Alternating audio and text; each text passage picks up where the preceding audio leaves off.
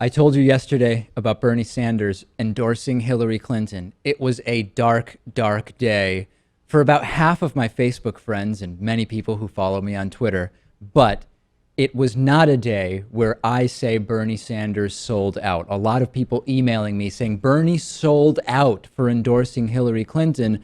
Well, what on earth was he going to do? Accept the Green Party nomination from Jill Stein? Potentially handing the election to Donald Trump, or at least helping him? Forget about selling out. How about straight up counterproductive for the progressive movement? And there's the question of credibility. Anytime a challenger says, oh, this person I've been running against for months, now I'm going to tell you that you should vote for them and how great they are and how smart Hillary Clinton is and blah, blah, blah, blah, blah. That always happens. And to be clear, remember that Bernie's campaign was one of the least negative campaigns. So for me, the credibility issue is the least concerning. You have situations on the Republican side, Lewis, where it was just straight up ad hominem insults. And then all of a sudden, whoever it is saying, yeah, Donald Trump would be a good person to lead the party. I find that the credibility attack is the least strong against Bernie for this Hillary endorsement. Mm-hmm. The term backstabber was being thrown around a lot, too. Yeah. And people are now upset because they might have donated to the Bernie Sanders campaign. Yeah.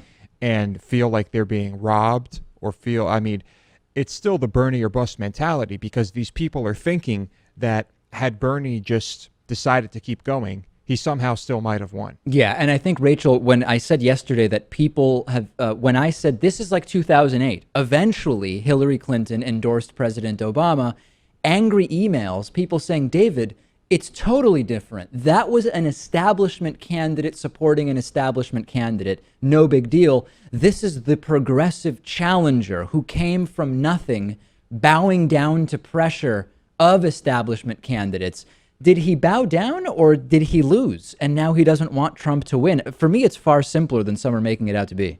Well, I think it's just as much as that he's saying, I'm endorsing her and this is also a vote against Trump. But I think a lot of people are also bringing up the fact of his motivation, even if credibility isn't as big of an issue, and kind of saying that, okay, well, there's some high-ranking Democratic officials who are saying he could become chairman of the committee and then push forward his agenda to raise the minimum wage to $15 and things of that nature. Right. And that's been one of those issues. Well, Hillary Clinton wants a $12 minimum wage and Bernie Sanders wants 15. I want 15. I think you probably want 15, Rachel. Lewis, who knows what Lewis wants? It's never totally clear, but probably 15 at minimum.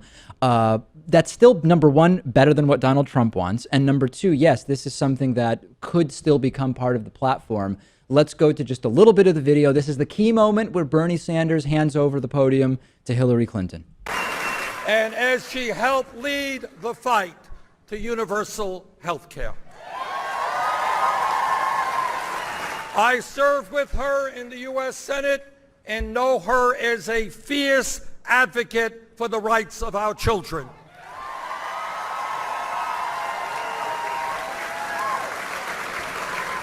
And I know her, and all of you know her, as one of the most intelligent people that we have ever met.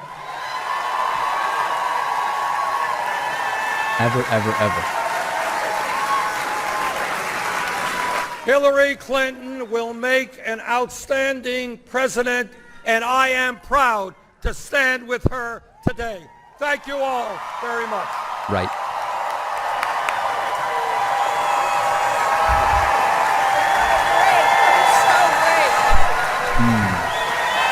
Okay. So, whether or not you agree with her politics, this is a much more credible endorsement of a challenger by a challenger than what we saw on the Republican side. Remember this picture of Chris Christie after endorsing Donald Trump looking visibly ill, right? I mean, he either had bad halal chicken outside of CNN studios in Columbus Circle in Manhattan, or he is disgusted with himself and everything that's going on around him. That was far less credible, and visually, you know, Bernie Sanders at least did not look physically ill, a far older man than Chris Christie, yet looking far more comfortable and like he was feeling okay on that stage. I get it. I get everybody's concerns about the difference in politics and everything that we've been talking about. I get it. I am not finding this to be a backstabbing, lack of credibility endorsement. Although there are different opinions, Rachel, about how strong and excited of an endorsement this was. Yeah, I felt like painted on his face, it was a slightly lukewarm expression, even though that's not so much outside of the realm of his kind of typical demeanor. But I felt like it was really, it was very illustrative in kind of that hug and the stiff and the awkwardness and the kind of, it wasn't exactly a warm embrace. So that's kind of where I picked it as apart as maybe possibly being lukewarm. But And you're adjusting for Bernie Sanders just fundamentally being somewhat curmudgeonly, and that's sort of just the way he is. Even adjusting for that, you found it to be a lukewarm endorsement. yes, exactly.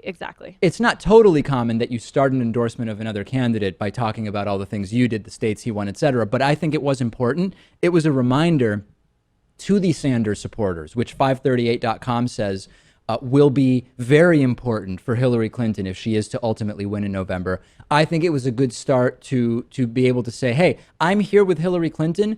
We had victories. Here's a reminder of what they are. I'm able to talk about them. I'm here, etc. And then there's this question about lesser of two evils, and George Stephanopoulos asked Bernie Sanders about it. Are we talking here in your endorsement of Hillary Clinton about the lesser of two evils? And Bernie Sanders said, no, it's not about that. If you look issue by issue, we have Hillary Clinton, who wants to significantly raise the minimum wage because we have millions of workers in this country working at starvation wages, of course, implied in contrast with what Donald Trump says. So there has been no sellout, and this was a completely pragmatic thing to do at this time. If you think that Trump winning will burn it all down and help a real progressive get in there in 4 years or in 8 years, how does that happen if Trump wins? He changes libel laws to make suing media outlets easier.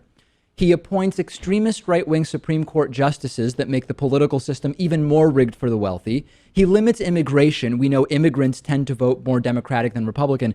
Is there any legitimate case to be made, Lewis, that getting Trump in there to destroy the system will in any way enable a more progressive leader in the future? I don't see it. I'm on the Ted Kennedy side of this. Many people don't care about that. They don't care. They're thinking that, well, I'm going to vote for Bernie because Bernie is the guy. That's who I want to be president. Yeah. And no other, the consequences don't matter. But I would ask them, what do you do in life where you approach it, approaching it with life with the same mentality? I mean, are you going to go out, you like ice cream, right? Are you going to eat ice cream every meal, every day because that's just what you want to do regardless of the consequences?